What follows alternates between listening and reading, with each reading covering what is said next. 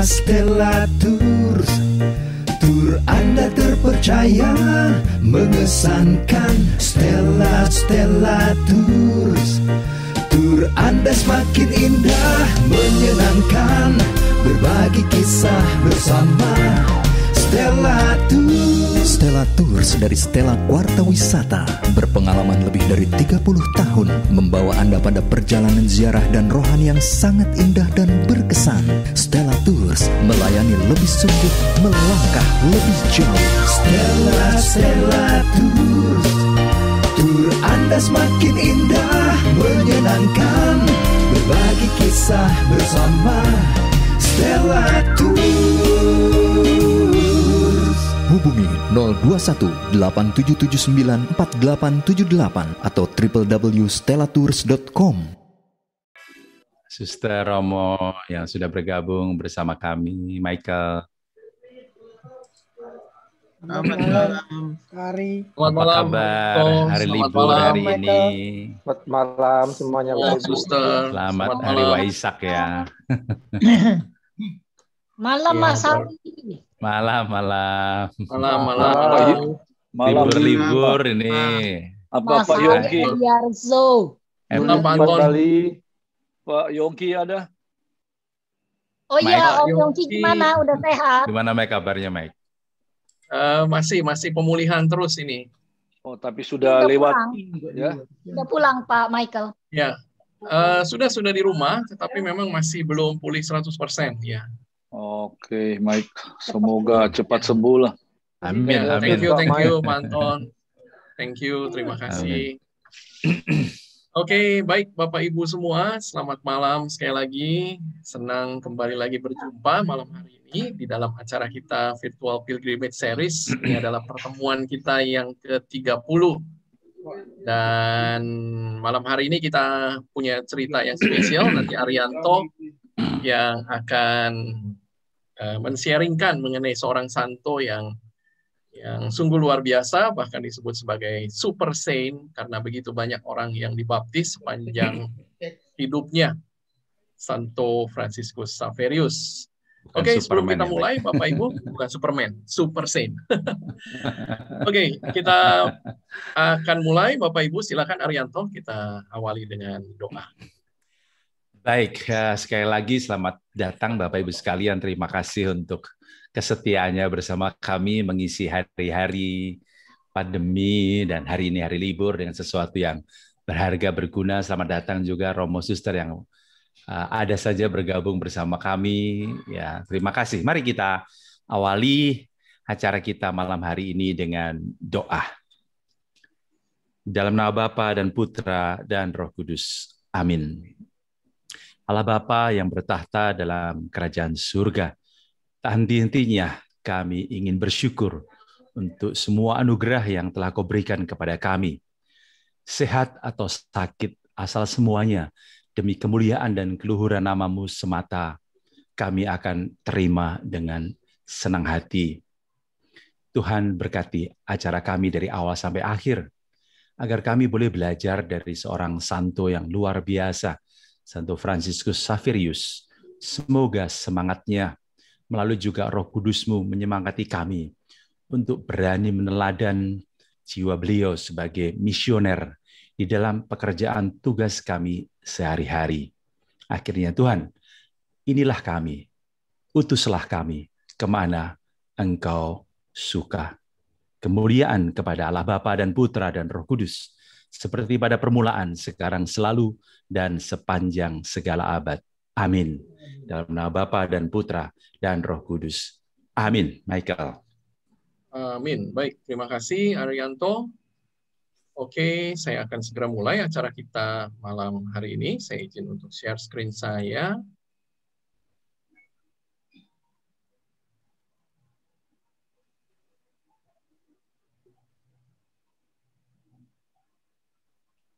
Oke, baik Bapak Ibu, sekali lagi selamat datang di acara kita Stella Warta Virtual Pilgrimage Series. Dan seperti biasa Bapak Ibu, untuk kelancaran acara, agar supaya semua mikrofon dapat nonaktif selama acara berlangsung, dan nanti di akhir acara silakan Bapak Ibu, kalau ada yang ingin ditanyakan, bisa membuka mikrofon, ataupun mengetikkannya lewat kolom chat. Selamat merayakan Hari Raya Pentakosta yang baru saja kita lalui beberapa hari yang lalu. Dan Bapak Ibu, bagi yang hadir malam hari ini, baik lewat Zoom maupun lewat YouTube channel kami di Stella Quarta Official, bagi yang mungkin belum subscribe, silahkan Bapak Ibu bisa men-subscribe YouTube channel kami di Stella Quarta Official, kemudian juga memfollow Facebook kami di Stella Quarta Wisata dan Instagram kami di stella.quarta. Juga Bapak Ibu bisa mengirimkan pesan WhatsApp kepada kami di 0818783552 supaya kami selalu bisa mengingatkan Bapak Ibu semua untuk acara-acara menarik kami. Kami sudah membuat rekapitulasi dari seluruh acara virtual Pilgrimage Series kami.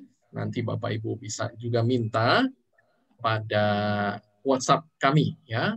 Ada 30 acara sampai malam hari ini yang sudah kami buat. Kemudian juga ada VPS Special, ada 3 kali yang pernah kami adakan. Dan juga acara yang spesial yaitu Biblical Journey with Father Joseph yang bercerita mengenai tempat-tempat ziarah di Tanah Suci yang sudah kami buat juga sebanyak 15 pertemuan. Kami bekerja sama dengan Yayasan Sesawi, kita tetap mau mendukung program Dukung Panggilan, membantu pendidikan calon imam di Seminari Menengah Santo Petrus Canisius di Mertoyudan, dan juga Seminari Menengah Santo Laurentius di Ketapang, Kalimantan Barat. Silahkan Bapak Ibu bisa mendapatkan informasinya di layar ataupun memintanya kepada kami. Juga kita tetap mau mendukung karya-karya Fransiskan di Tanah Suci lewat Komisariat Tanah Suci Indonesia. Datanya ada di layar, ataupun Bapak Ibu juga bisa memintanya kepada WhatsApp kami. Bagi Bapak Ibu yang masih ingin membeli buku Siara Batin dan bisa mendapatkan kesempatan untuk bersiarah secara gratis ke Tanah Suci lewat kerjasama toko buku obor dengan kami, Bapak Ibu dapat membelinya dan memesannya di toko buku obor, bisa kontak langsung kepada toko buku obor, dan di dalamnya ada kupon yang bisa Bapak Ibu isi untuk Bapak Ibu berkesempatan ikut undian raih tanda kasih siarah ke Tanah Suci. Baik Bapak Ibu, kita akan mulai acara kita malam hari ini. Kita akan bercerita mengenai napaktilas kisah hidup Santo Franciscus Xaverius yang Arianto sudah susun, sudah kompilasikan dan akan di-sharingkan kepada kita semua malam hari ini. Kemudian Arianto juga akan sedikit share mengenai perjalanan yang pernah Arianto lakukan ke Jepang. Ada sedikit foto-foto, ya. Kemudian saya juga coba mendapatkan beberapa foto dari tempat-tempat yang bersejarah di Malacca, di Malaysia, karena saya belum pernah ke sana. Ya, mungkin Arianto juga belum pernah. Jadi saya coba dapatkan beberapa gambar yang menarik. Dan kemudian tentunya satu siarah yang sangat spesial yang pernah saya dan Arianto lakukan di tahun 2014 ketika kami berdua berkesempatan waktu itu bersama rombongan untuk menghadiri dan bersiarah di dalam rangka eksposisi 10 tahun jenazah yang masih utuh dari Santo Franciscus Xaverius di Goa di India. Ya, malam hari ini juga kami berkesempatan Pak Anton Supit yang waktu itu bersiarah bersama kami juga hadir malam hari ini, dan nanti kami minta kepada Pak Anton juga untuk bisa men-sharingkan pengalaman rohani dari perjalanan kita bersama waktu itu ke India, ya. Jadi nanti kita punya tamu spesial malam hari ini yang juga akan tentunya memperkaya iman kita semua. Baik, kita akan mulai Bapak Ibu. Jadi itu acara kita malam hari ini, ya. Oke, silakan Arianto. Baik, selamat malam Bapak Ibu sekalian. Michael sudah menjelaskan kita akan buat apa malam hari ini, ya. Baik, tentunya Bapak Ibu mengenai Santo Santa ada banyak paparan yang tersebar di mana-mana. Dan saya mencoba juga mengkompilasi mana yang penting dari kehidupan Santo Franciscus Xaverius, seorang santo besar. Michael senang menyebut dengan super saint, ya. Saya menyebutnya dengan seorang santo besar di dalam gereja, karena memang gereja diwarnai oleh teladan para kudus yang begitu hebat di dalam karya mereka masing-masing. Dan kita tahu Santo Fransiskus Xaverius yang menjadi, boleh dikatakan, mungkin menjadi nama baptis yang paling banyak dipakai ya, karena nama beliau begitu terkenal juga di Indonesia ya.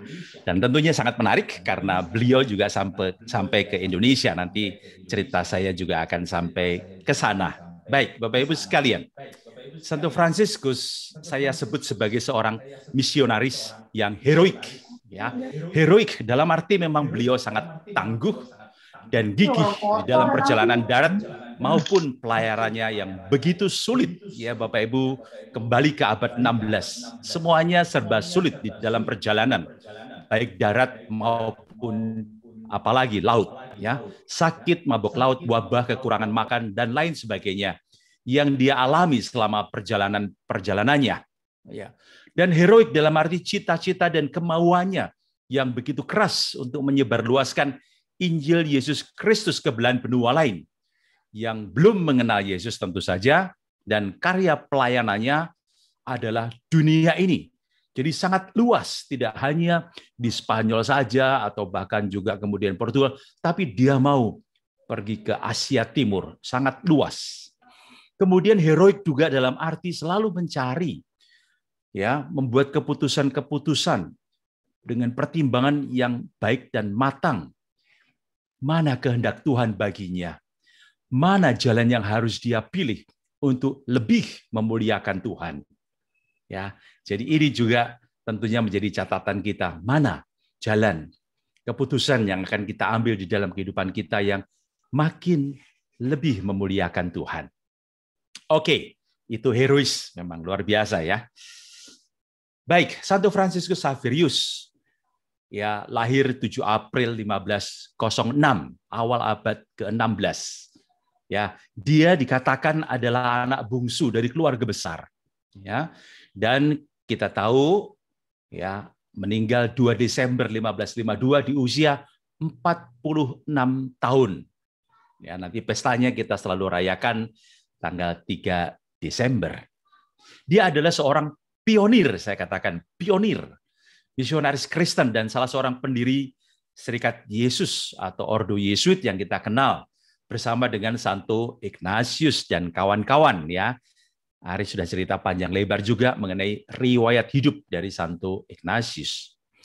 Gereja Katolik menganggap dia telah mengkristenkan atau membaptis lebih banyak orang dibandingkan siapapun semenjak Santo Paulus. Ini satu ungkapan yang sangat terkenal ya. Jadi dia dianggap itu telah mengkristenkan lebih banyak orang dibandingkan siapapun semenjak Santo Paulus. Bagaimana awal hidupnya? Xaverius terlahir dengan nama Francisco Riazo y Azpilicueta di Kastil Xavier ya. Xavier ya, ada di dalam bahasa Spanyol maupun bahasa Basque ya, dekat Sangüesa dan Pamplona di Navarra, Spanyol. Lahir sebagai putra bangsawan Basque di Navarra. Kalau kita mendengar kata Basque ya, satu suku bangsa yang memang sangat tangguh ya. Dia kuat ya, selalu ingin memisahkan diri dari Spanyol ya. Teguh di dalam pendirian, tapi mereka tidak berhasil memisahkan diri dari Spanyol. Sampai hari ini mereka masih menjadi bagian dari Spanyol ya. Jadi Navarra itu di provinsi Navarra. Pada tahun 1512 Castilla menginvasi Navarra. Masih ada perang saudara. Castilla didukung oleh Prancis pada waktu itu. Banyak benteng yang dihancurkan, termasuk kastil keluarga dan tanah-tanah disita. Ya, Fransiskus meninggal dunia pada tahun 1515 ya. Kita tahu benteng Pamplona pun juga dihancurkan. Ya, juga ada di daerah Bas ya, benteng Pamplona. Pada usia 19 tahun, Fransiskus Xaverius masuk universitas di Paris, di mana dia lulus dengan lisensi art, semacam master dalam bidang humaniora atau ilmu sosial. Pada tahun 1530, dia kemudian melanjutkan studi dalam bidang teologi di Saint-Jacques masih di Paris, dan di sana dia berkenalan dengan Santo Ignatius Loyola, ya, seorang pendiri Yesuit. Nah, Ignatius berhasil membujuk Santo Franciscus Xaverius untuk bergabung dalam kelompoknya dengan mengatakan, apa gunanya seseorang memperoleh seluruh dunia tetapi ia kehilangan nyawanya. Karena memang semula Franciscus Xaverius itu mencita-citakan kesuksesan duniawi. Bersama dengan Ignatius, Pierre Favre, dan 4 orang lainnya, Bobadilla, Simon Rodriguez, Diego Lainez, dan Alfonso Salmeron, Franciscus Xaverius mengikat janji di gereja Saint-Pierre. Dan isi janji kaul mereka waktu itu adalah mereka akan berziarah ke Yerusalem. Jadi rupanya ziarah atau pelayanan ke Yerusalem menjadi cita-cita mereka. Dan jika tidak memungkinkan, mereka akan menyerahkan diri kepada Bapa Suci. Kemudian mereka juga mengucapkan kaul kemiskinan dan kemurnian. 3 tahun kemudian, 1537, 24 Juni, Franciscus Xaverius menerima tahbisan imam bersama teman-temannya di Venesia. Nantinya mereka akan membentuk Ordo Serikat Yesus pada tahun 1540. Hanya waktu itu sudah bersepuluh, tidak lagi bertujuh. Karya misi dari Santo Franciscus Xaverius. Ignatius Loyola, pemimpin sekelompok imam lulusan Universitas Paris, waktu itu sedang mengalami kesulitan di tahun 1539. Kedua imam yang telah ia tunjuk untuk memenuhi permintaan Raja Juan III, Raja Portugal, jatuh sakit. Mereka tak sanggup menyertai duta besar Portugal untuk tahta suci dalam perjalanannya ke Lisboa atau Lisbon.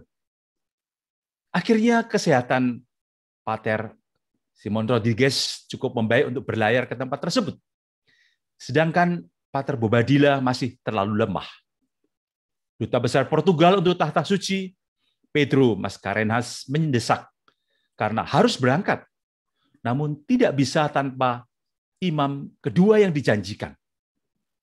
Mau tak mau, Ignatius harus melepaskan sekretarisnya, yaitu Franciscus Xaverius. Rupanya Franciscus Xaverius adalah sekretaris dari Santo Ignatius waktu itu. Orang yang paling dekat dengan Ignatius rupanya memang Santo Franciscus Xaverius. Ignatius berkata dalam bahasa Latin, ya, atau bahasa Spanyol ini, "Esta es vuestra empresa." Inilah tugas untukmu. Franciscus menjawab, "Vuesus heme agil."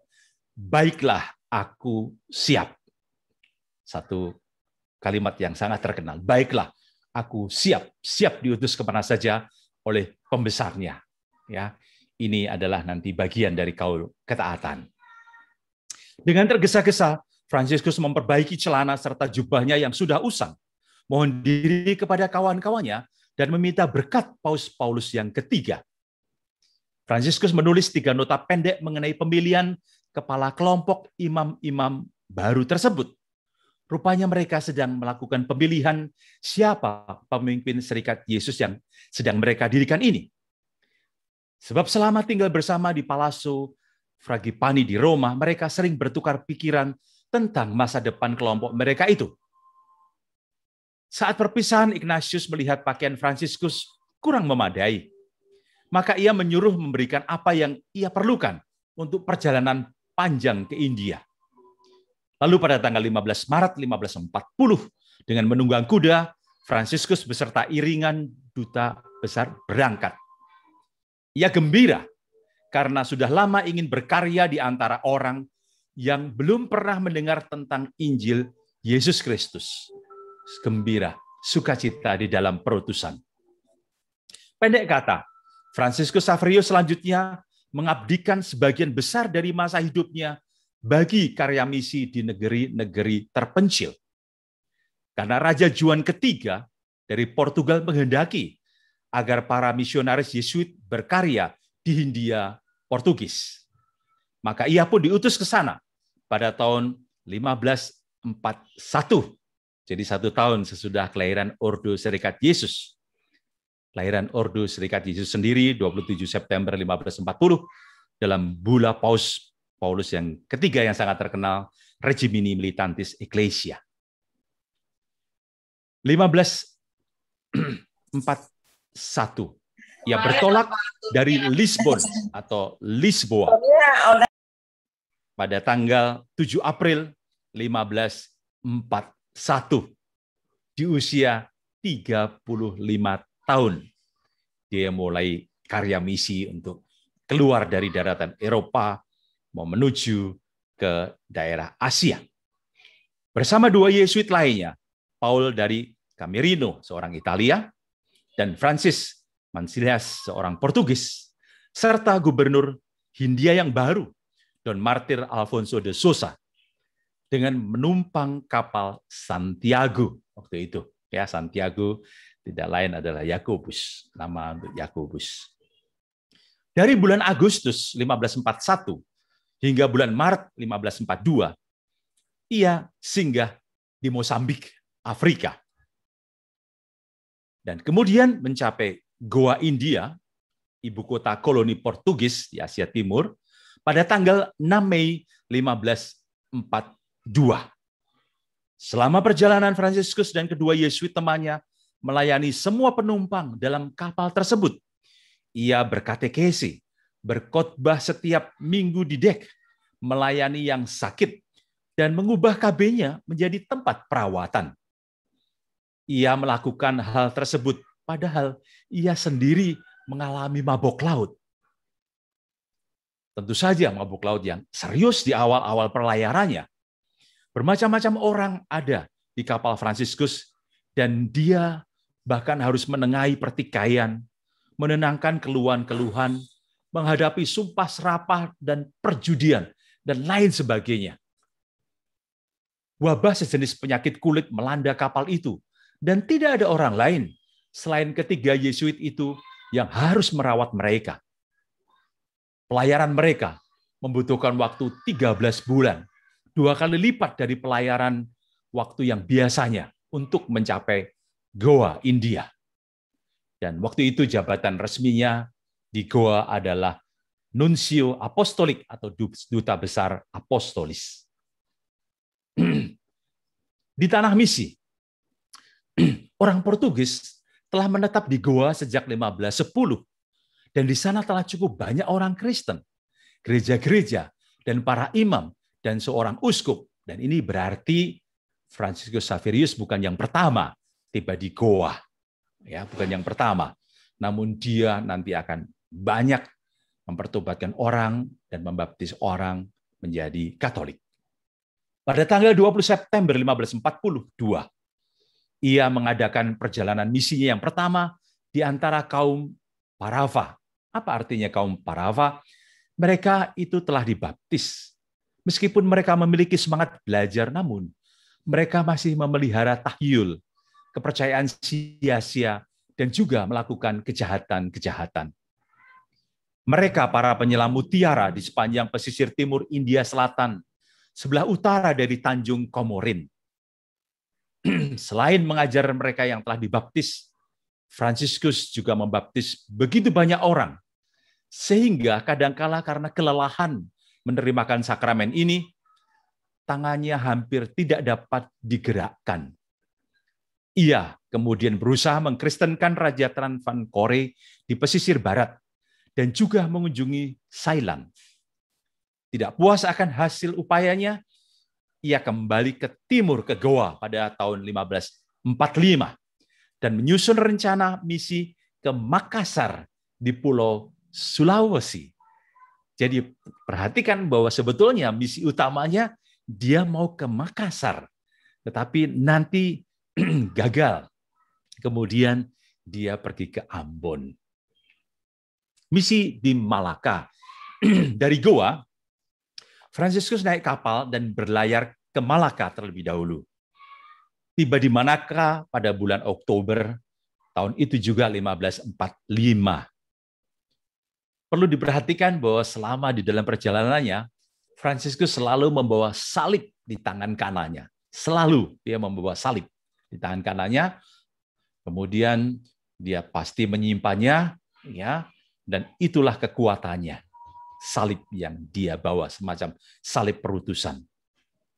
Di Malaka, di tempat ini, sambil menunggu kapal tumpangan ke Makassar, Fransiskus berusaha keras untuk mempertobatkan banyak orang Portugis dan campuran, supaya hidup layak sebagai orang Kristen. Selain itu, ia juga mengusahakan terjemahan sebuah katekismus pendek ke dalam bahasa Melayu. Fransiskus sangat unik, selalu memulai karya misinya di suatu daerah dengan mempelajari bahasa dan adat istiadat setempat. Untuk apa? Untuk memudahkan dia mewartakan kabar gembira Kristus, supaya juga mudah diterima oleh orang-orang lokal setempat. Rupanya setelah 3 bulan menunggu kapal tumpangan ke Makassar yang tak kunjung tiba, akhirnya Fransiskus membatalkan tujuan semula dari pelayarannya ke Makassar. Ia mengatakan, "Aku akan berlayar ke Ambon, tempat banyak orang Kristen dan berpeluang besar untuk mempertobatkan lebih banyak lagi." Ia bertolak dari Malaka pada tanggal 1 Januari 1546. Dan pada 14 Februari 1946, ia berlabuh di Hatif, Ambon, Maluku. Ia kemudian tinggal di pulau itu hingga pertengahan bulan Juni. Setelah itu ia mengunjungi pulau-pulau lainnya di sekitar Maluku, termasuk Ternate dan Morotai. Segera setelah Hari Raya Paskah tahun 1547, ia kembali ke Pulau Ambon dan kemudian menuju Malaka kembali pada 15 Mei 1547. Misi di Ambon ini menjadi salah satu awal sejarah Gereja Katolik di Indonesia. Ini yang perlu kita catat, ya, bahwa Santo Fransiskus Xaverius pernah datang, pernah hadir di Ambon dan mengkristenkan, mengkatolikan begitu banyak orang di sana. Dan itulah awal sejarah Gereja Katolik di Indonesia. Selama rentang waktu tersebut, disebabkan kekecewaannya terhadap para petinggi Goa, Santo Fransiskus menulis sepucuk surat kepada Raja Juan yang ketiga, meminta diberlakukannya inkuisisi di Goa, inkuisisi semacam pengadilan. Meskipun demikian, inkuisisi di Goa baru mulai dijalankan 8 tahun setelah kematian Santo Fransiskus Xaverius. Rupanya, Goa ini menjadi home base dari karya pelayanan Santo Fransiskus Xaverius di Asia Timur. Maka tidak mengherankan nanti kita tahu bahwa makam Santo Fransiskus Xaverius itu ada di Goa, India, dan nanti Michael akan cerita juga mengenai perjalanan kami ke sana. Bagaimana misi di Jepang? Menarik. Pada bulan Desember 1547, di Malaka, Fransiskus Xaverius berjumpa dengan seorang bangsawan Jepang dari Kagoshima bernama Anjiro. Anjiro telah mendengar kabar mengenai Fransiskus pada tahun 1545 dan berlayar dari Kagoshima ke Malaka dengan maksud bertemu dengannya. Wah, saya heran juga niat dari Anjiro, semangatnya untuk berjumpa dengan Fransiskus Xaverius. Anjiro rupanya melarikan diri dari Jepang setelah dituduh melakukan pembunuhan. Ia lalu mencurahkan isi hatinya kepada Fransiskus Xaverius, menceritakan riwayat hidupnya serta adat dan budaya tanah airnya Jepang. Anjiro adalah seorang samurai. Bapak Ibu perlu tahu bahwa seorang samurai ini jabatan yang sangat-sangat tinggi di Jepang, sangat dihormati. Samurai. Sehingga Anjiro dapat membantu Xaverius dengan keahliannya sebagai mediator dan penerjemah dalam karya misi di Jepang, yang kini tampaknya semakin dapat terwujud. Santo Fransiskus Xaverius mengatakan, saya bertanya kepada Anjiro, apakah orang-orang Jepang bersedia menjadi Kristen jika saya pergi bersamanya ke negeri itu? Dan dia menjawab bahwa mereka tidak akan serta-merta menjadi Kristen, namun terlebih dahulu akan mengajukan banyak pertanyaan, lalu melihat apa saja yang saya ketahui. Di atas segala-galanya, mereka akan mencermati apakah hidup saya sesuai dengan ajaran saya. Semua pedagang Portugis yang kembali dari Jepang juga meyakinkan Santo Fransiskus Xaverius bahwa dengan pergi ke Jepang, ke sana, saya dapat mempersembahkan lebih banyak pelayanan bagi Allah Tuhan kita, lebih daripada di antara orang-orang India, karena orang-orang Jepang adalah suatu ras yang amat mementingkan akal budi.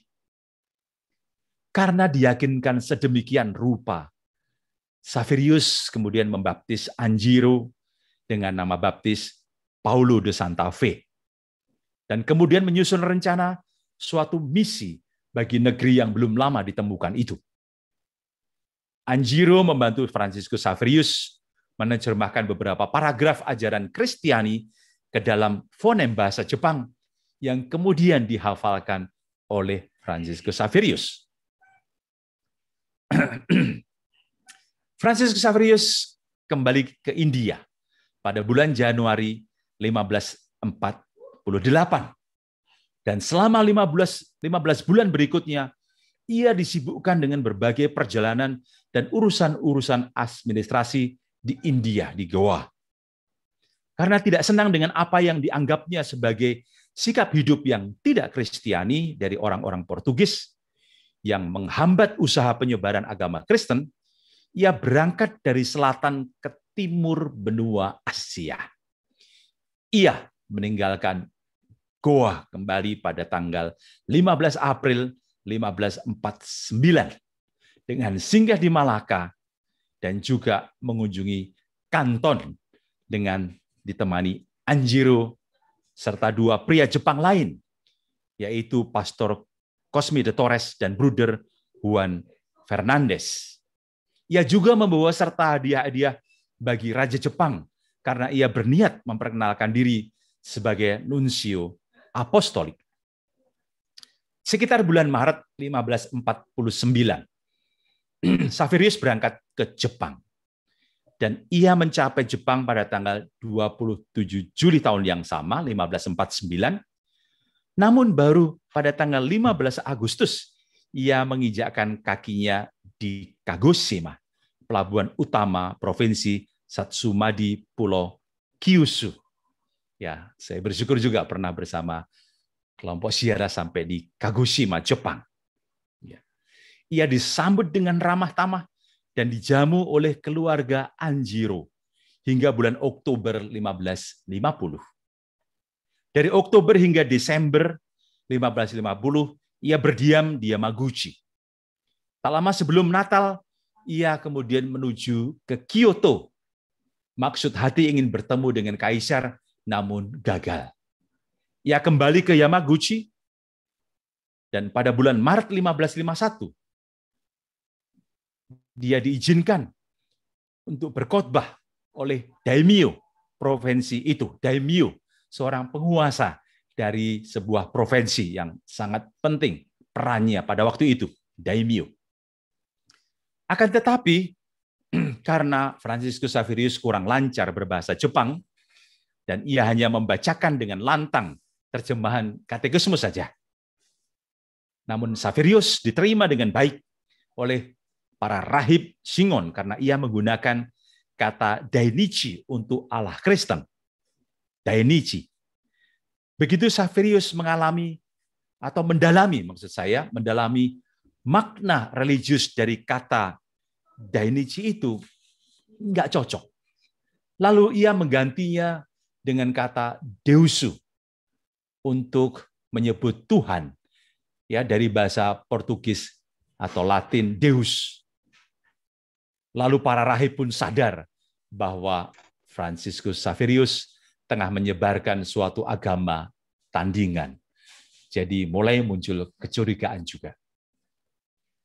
Seiring berjalannya waktu, kehadirannya di Jepang dapat dianggap membuahkan hasil. Yaitu dibentuknya jemaat-jemaat Kristiani di Hirado, Yamaguchi, dan Bungo.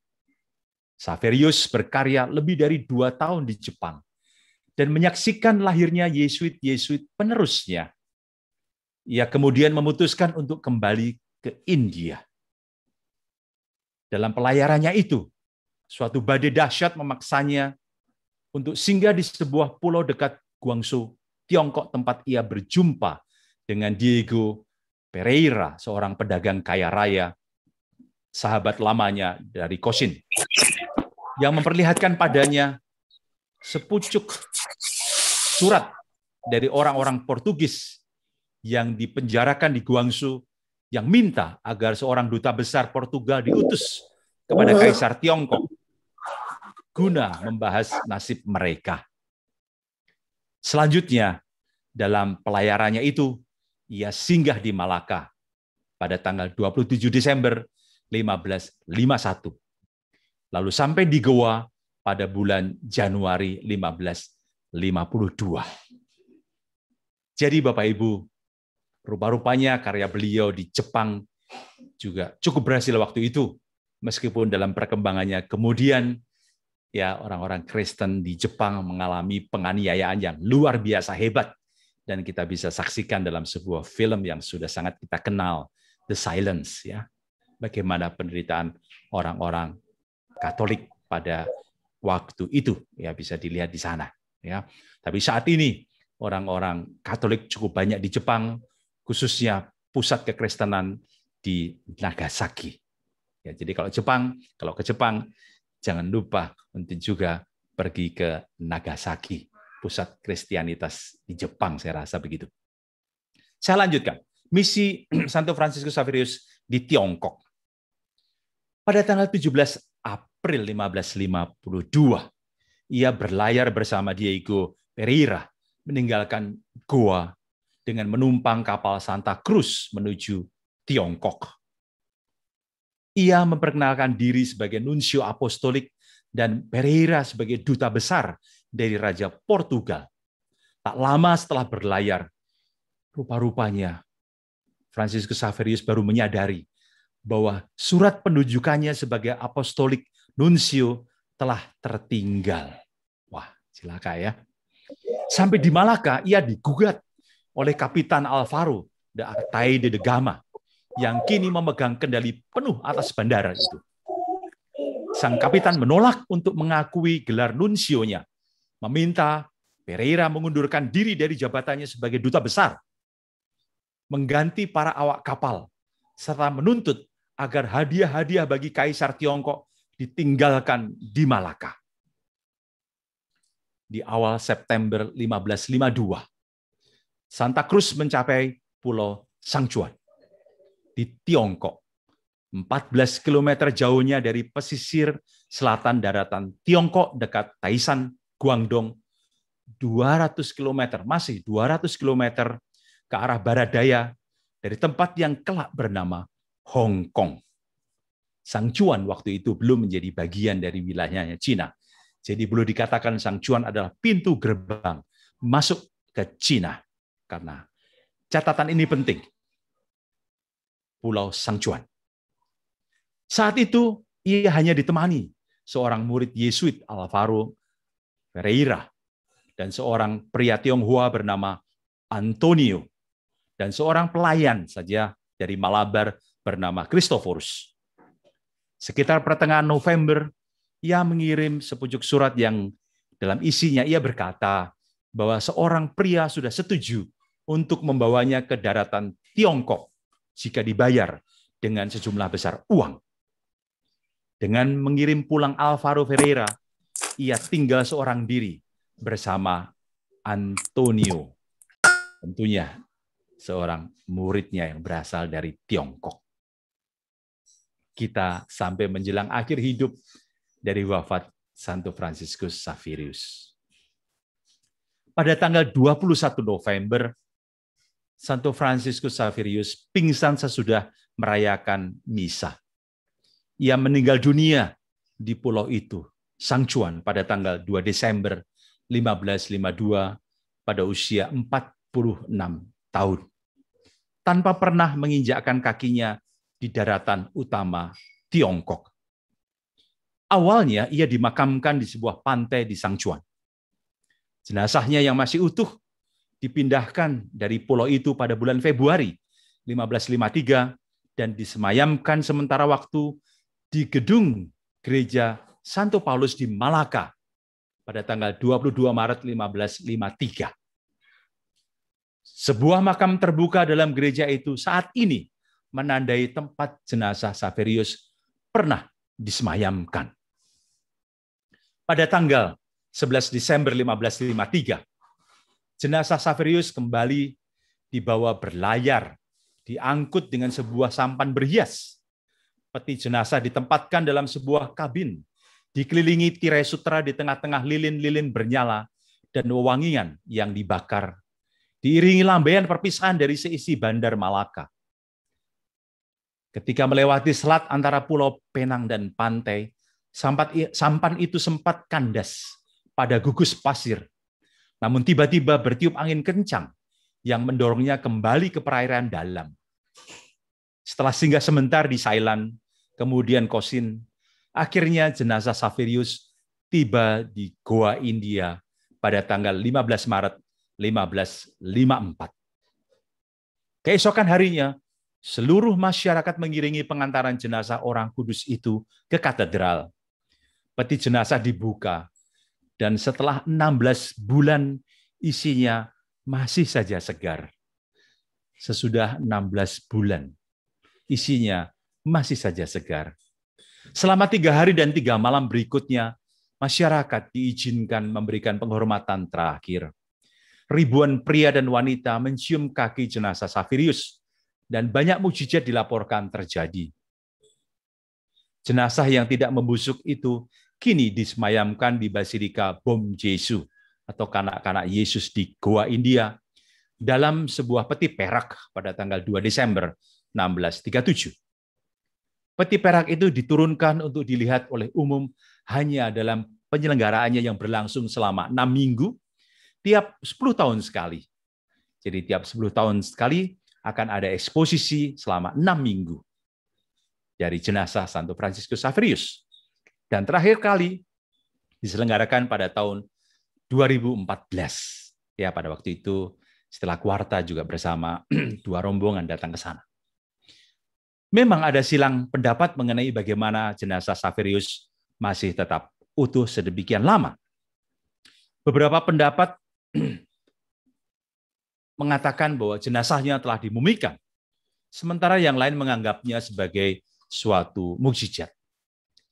Lihatlah lengan depan, siku hingga pergelangan sebelah kanan yang digunakan Saverius untuk memberkati dan membaptis orang, dipisahkan oleh Prefektur Jenderal Serikat Yesus pada waktu itu, Claudio Aquaviva pada tahun 1614, dan kini dipamerkan dalam sebuah reliquarium atau tempat penyimpanan relikui perak di dalam gereja Chiesa del Gesù atau gereja utama Yesuit di kota Roma. Ya, kita bisa melihat relikui tangan kanan dari Santo Franciscus Saverius ya di gambar yang disiapkan oleh Michael. Pengakuan-pengakuan sampai hari ini, Bapak Ibu sekalian, Santo Franciscus Saverius diakui sebagai santo baik oleh gereja Anglikan maupun oleh gereja Katolik, dan ia dibeatifikasi oleh Paus Paulus yang kelima 25 Oktober 1619 dan dikanonisasi oleh Paus Gregorius yang ke-15 pada tanggal 12 Maret 1622. Ya, 3 tahun kemudian sudah diangkat menjadi seorang santo bersama dengan Santo Ignatius dari Loyola. Jadi keduanya pendiri Ordo Serikat Yesus, utamanya adalah juga Santo Ignatius Loyola, dikanonisasi bersamaan 12 Maret 1622. Bersama dengan Santa Teresia Lisieux, Santo Franciscus menjadi pelindung misi, dan pesta peringatannya 3 Desember itu yang ditetapkan oleh gereja. Kemudian pengakuan yang lain, Serikat Saverian atau SX yang didirikan oleh Santo Guido Conforti. Ya. 3 Desember 1895, adalah juga untuk melanjutkan karya misi yang belum sempat dimulai oleh Santo Fransiskus Xaverius di Tiongkok. Dan nanti dalam perkembangannya, seorang Yesuit Matteo Ricci juga akan mewartakan kabar gembira Yesus Kristus di daratan Cina dengan menjadi seorang ahli Cina di sana, diterima oleh kaisar, dan bahkan barangkali beliaulah satu-satunya Romo Yesuit yang dimakamkan di Beijing. Ya, dia makamnya ada di sana. Matteo Ricci yang lahir 1552 dan meninggal 1610, ya, yang pernah berkarya di Tiongkok, melanjutkan karya dari Santo Fransiskus Xaverius. Kemudian, Bapak Ibu sekalian, pada tanggal 1 Oktober 2018, Duta Besar Vatikan untuk Indonesia, Monsignor Guido Filipasi, meresmikan monumen Santo Fransiskus Xaverius di Pulau Ambon, Maluku, setinggi 6 meter dengan batu landasannya 2 meter. Di atasnya ada patung kepiting menjepit salib. Nah, ini ada kisahnya yang sangat terkenal. Ya, di patung ini, di depan patungnya ada kepiting besar. Ya, kisah yang sangat terkenal. Suatu ketika Santo Fransiskus berkunjung ke Pulau Seram, ini diceritakan, menggunakan perahu kora-kora atau perahu tradisional Kepulauan Maluku. Di hari yang ketiga, ada badai mengamuk. Lalu ia mencelupkan salibnya ke air laut dengan harapan supaya lautnya tenang. Sayang, talinya putus dan salib itu jatuh ke laut. Badai masih terus berkecamuk dan kapalnya terhempas ke pantai Seram. Fransiskus turun dari kapal, menyusuri pantai menuju ke suatu desa terdekat. Di pinggir pantai, dia terheran-heran ketika melihat seekor kepiting besar membawa salib datang ke arahnya. Itulah salib dari Santo Fransiskus Xaverius yang tadi terjatuh di laut. Setelah ia mengambilnya, kepiting itu pun lantas bergegas kembali ke laut. Ya, menarik ya. Ini dicatat ya, terutama di Malaka, di Ambon. Satu cerita yang sangat terkenal. Kemudian berturut-turut saya catat di sana bahwa nama Santo Fransiskus ya di Sophia University di Jepang, yaitu didirikan untuk menghormatinya, ya. Kemudian juga dia adalah santo pelindung dari Australia, Kalimantan, Tiongkok, Hindia, Goa, Jepang, dan juga Selandia Baru, ya. Banyak gereja di seluruh dunia dinamakan menurut namanya. Jakarta, di mana-mana banyak sekali.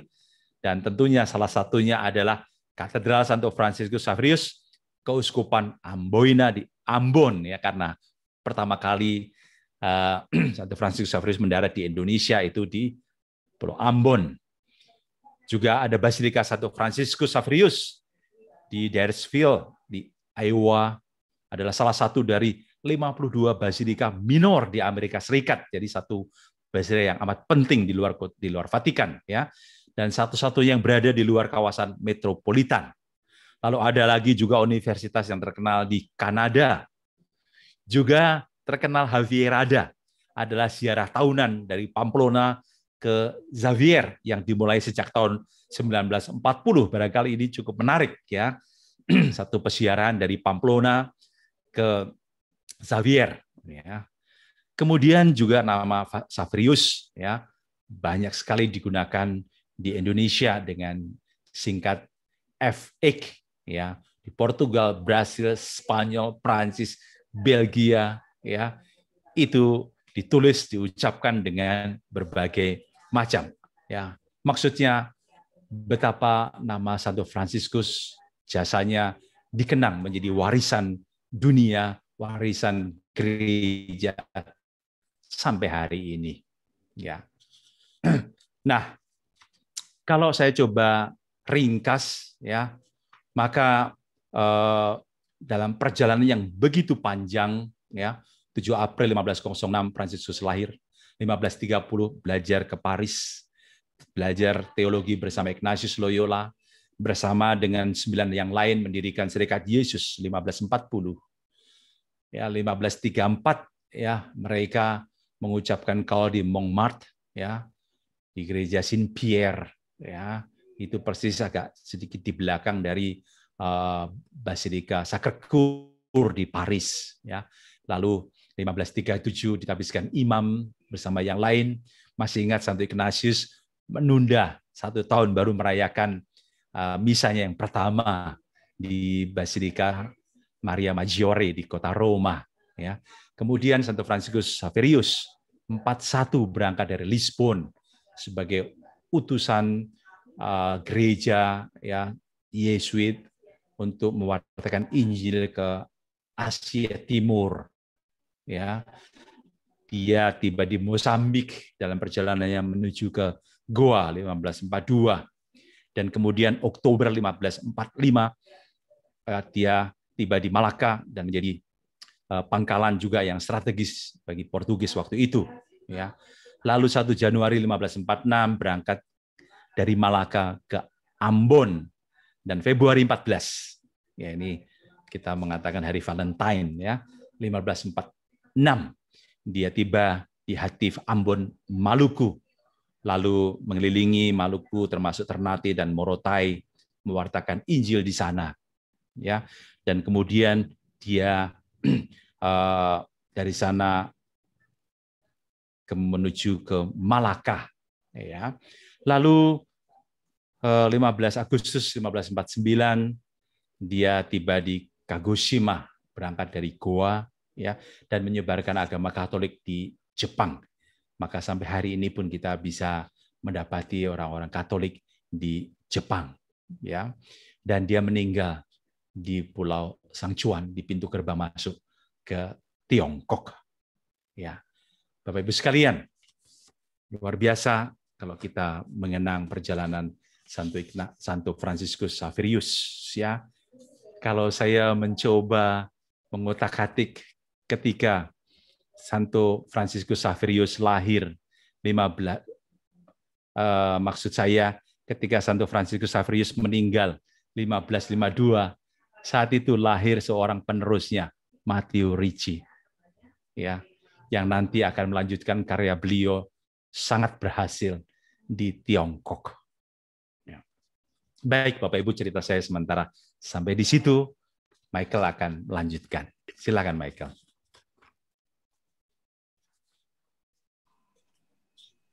Oke, baik. Terima kasih Arianto yang sudah mengkompilasi, menyusun kisah yang sangat menarik mengenai Santo Franciscus Xaverius.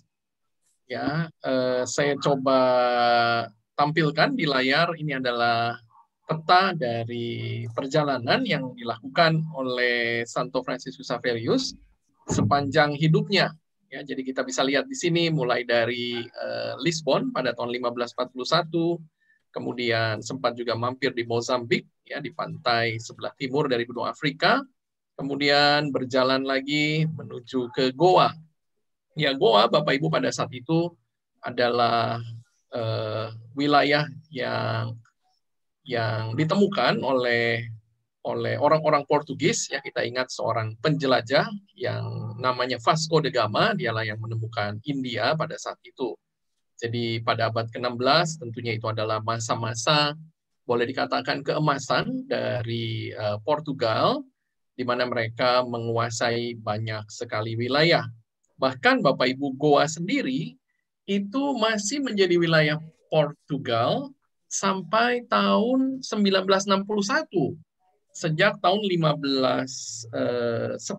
Jadi kita bisa bayangkan bahwa 450 tahun Goa itu ada di bawah kekuasaan dari negara Portugal. Ya, kalau kita ingat mungkin salah satu wilayah di Indonesia yang juga menjadi wilayah Portugal adalah Timor Timur. Ya, karena itu Portugal adalah salah satu negara yang boleh dikatakan paling lama punya wilayah, ya, sampai tahun-tahun tersebut. Dan kita bisa lihat perjalanannya ke Malaka, kemudian ke Pulauan Maluku. Ya, tadi menarik kalau Arianto sudah sampaikan sebetulnya tujuan utamanya adalah ke Makassar. Tetapi karena kapalnya tidak datang-datang, jadi akhirnya memutuskan pergi ke Maluku. Dan sempat ada di Maluku untuk beberapa bulan. Kemudian kembali lagi ke Goa, ya, sebelum kemudian berjalan lagi. Kita bisa lihat di sini, ya, rute-rutenya yang diberi warna di sini, ya, sampai terakhir dari Goa. Kemudian ketika dalam perjalanan menuju ke Tiongkok, ya, Santo Franciscus Xaverius meninggal di Sangchuan, ya, pada September 1552. Ya, itu kira-kira yang bisa disampaikan. Jadi kita bisa lihat bahwa begitu jauh perjalanan yang dilakukan oleh Santo Franciscus Xaverius, ya, luar biasa di dalam hidupnya. Oke, sekarang saya ingin sharing sedikit mengenai perjalanan atau apa yang kita bisa lihat dari peninggalan Santo Franciscus Xaverius. Ya, nanti Arianto, langsung saja ini Arianto, ya. Ini saya tampilkan foto-foto ketika Arianto ada di Jepang, ya, karena saya sendiri belum pernah ke sana dan Arianto berkesempatan waktu itu untuk bersiarah juga ke Jepang. Silakan Arianto. Ya, Bapak Ibu sekalian, ini lokasinya yang kiri dan kanan ada di seberang dari gereja, ada sebuah taman, ya, yang memang secara khusus didedikasikan untuk Santo Franciscus Xaverius. Kita bisa melihat di foto yang sebelah kanan, yaitu boleh dikatakan dua Yesuit, ya, dari murid Santo Franciscus Xaverius yang kemudian menjadi generasi penerus, karena selalu, ya, Santo Franciscus Xaverius atau para Yesuit itu kalau berkarya di satu tempat sebisa mungkin ada romo dari orang lokal sendiri, ya. Kita ingat Romo Van Lith dulu di Jawa Tengah, ya. Di mana-mana dia selalu mencoba mendidik orang lokal untuk menjadi imam, ya, dan berhasil dia, ya. Sekurangnya dua Yesuit lahir di sana, ya. Kemudian di sebelah kiri juga masih di taman itu, ya. Dan di tengah adalah relikwi dari Santo Franciscus Xaverius yang ditempatkan di dalam gereja. Jadi lokasi yang di tengah relikwi Santo Franciscus Xaverius itu ada di dalam gereja. Ya. Ini di Kagoshima, ya, Rianto? Ini di Kagoshima, ya, benar Michael, sorry. Jadi ini di Kagoshima. Bagi saya mendarat pertama kali di sini, waduh, saya senangnya luar biasa karena tidak menduga betul-betul karya ilahi, dan saya berterima kasih untuk saudara kita Ibu Eri Seda yang waktu itu bersama saya ke sini. Dia baptisnya juga Fransisia Seda, ayahnya Frans Seda. Ya, datang ke sini, ya, dan mau napak tilas juga nama baptis beliau. Dan saya turut senang, turut bahagia karena nama Santo Franciscus Xaverius begitu terngiang-ngiang, ya, di benak dan hati saya. Ya, Michael, lanjut mungkin, Mike. Ini di dalam gerejanya Santo Franciscus Xaverius, ya, cukup besar. Tapi unik, ya, gereja-gereja di Jepang itu banyak terbuat dari kayu gitu, ya. Tapi juga tembok pasti, ya, ada juga, ya. Kita lihat sederhana, ya, gerejanya. Ini altarnya. Ini waktu saya datang masuk ke mendarat, kemudian foto welcome to Kagoshima, ya. Senang sekali rasanya. 17 Juni 2018, ya, 17 Juni 2018, waktu itu masih belum lama, ya, 3 tahun lalu kurang lebih, ya. Dan ini saya rasa di India, di tengah, ini adalah jenazah dari Santo Franciscus Xaverius yang dimakamkan di Katedral Bom Jesu di India yang di tengah, ya. Yang di kiri adalah tangan kanan dari Santo Franciscus Xaverius yang saat ini berada di Chiesa del Gesù di Roma, ya. Itu fotonya saya rasa yang ada di India, ya. Ya, ini tadi Michael, seperti yang Michael sudah jelaskan, ya. Ini juga perjalanan beliau, ya, dari Lisbon, ya, lewati benua Atlantik karena belum ada terusan Suez, ya. Jadi lewat benua, mengelilingi benua Afrika sampai ke Mozambik, dia mampir di sana. Goa menjadi tempat boleh dikatakan home base-nya. Malaka juga menjadi tempat penting bagi beliau, ya. Kemudian ke Jepang, ya, balik lagi ke Goa, selalu, ya, kembali ke Goa karena memang home base-nya, ya. Dan kemudian, ya, di gambar ini sayang Michael bahwa gambar ini tidak ada perjalanan yang ke Maluku, Ambon, Michael. Iya, sepertinya Ya. ini memang mau menggambarkan perjalanannya yang ke Jepang saja, Ri. Oke, Di oke, kota ini. ya. Iya. Kenapa? Oke. Karena itu saya tadi tampilkan yang lengkap ya. Karena di sini kelihatannya Oh, baik Michael, ya. Oke. gereja di Jepang hanya mau menampilkan perjalanan Iya. yang ke Jepang begitu. Itu bahasa Jepang rupanya juga ya, yang ada di atasnya itu ya, huruf-huruf Jepang ya. Iya. Iya, jadi karya beliau cukup berhasil di sana meskipun pada masa tertentu kemudian muncul seorang daimyo yang betul-betul membunuh begitu banyak orang Kristen ya. Di film Silence kita mungkin bisa menangis melihat film itu ya. Termasuk juga kalau kita ke Nagasaki kita akan banyak melihat peninggalan-peninggalan dan juga tempat di bukit di mana mereka disalibkan ya, beberapa santo ya. Ini kami misa di gereja di sana ya. Ini bukan di gereja yang pertama tadi tapi di gereja lain ya. Gereja Fransiskus Xaverius juga ya. Sangat sederhana tapi lihat Bunda Marianya di sebelah kanan yang sangat sederhana. Saya sempat membeli patung ini sebagai kenang-kenangan dengan kanak-kanak Yesus, sangat sederhana, dan juga Yesus yang tergantung di dinding di situ memang tidak ada salibnya. Saya nggak tahu maksudnya apa, tetapi lihat bahwa Yesus di dinding itu menyapa kita selamat datang ya, dan wajahnya bukan wajah yang sedang disalib, tapi wajah selamat datang kepada kita yang datang ke sana. Misa selalu kita lakukan setiap hari ya, karena waktu itu kami berangkat bersama Romo, kebetulan teman dari SPD ya. Michael? Ya, ini masih di Jepang ya, Ri, dari foto-foto yang kami kasih.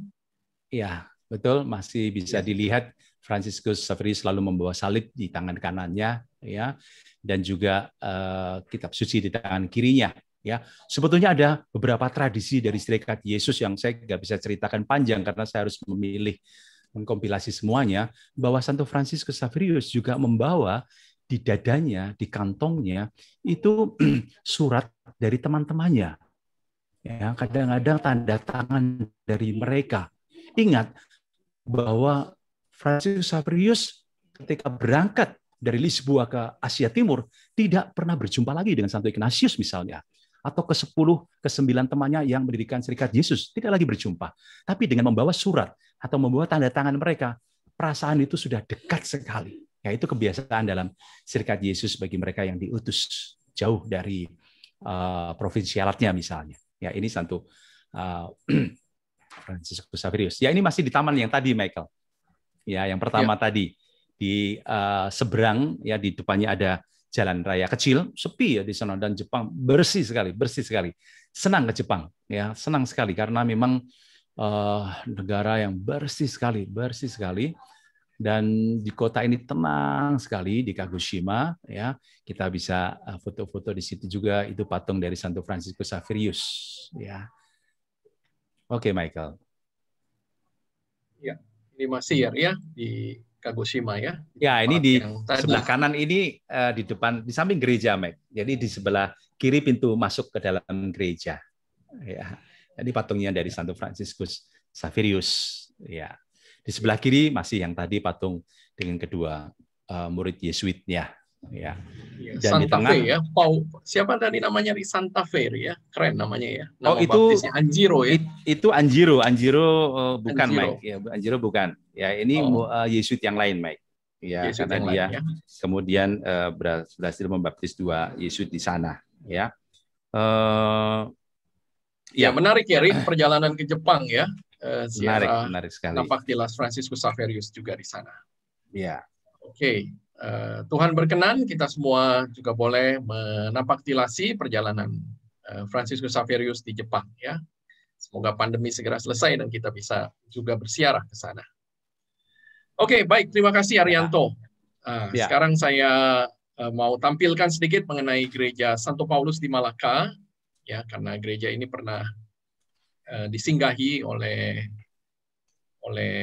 Santo Fransiskus Xaverius, dan rupanya Bapak Ibu ya, bagi yang mungkin pernah ke Malaka, mungkin pernah datang ke sini karena tempat ini sepertinya cukup historis, tapi saya sendiri pernah sebentar saja singgah di Malaka, dan dan tidak sempat ke tempat ini ya. Gereja ini dibangun tahun 1521 dan boleh dikatakan gereja tertua di Malaysia dan di Asia Tenggara ya. Jadi luar biasa juga.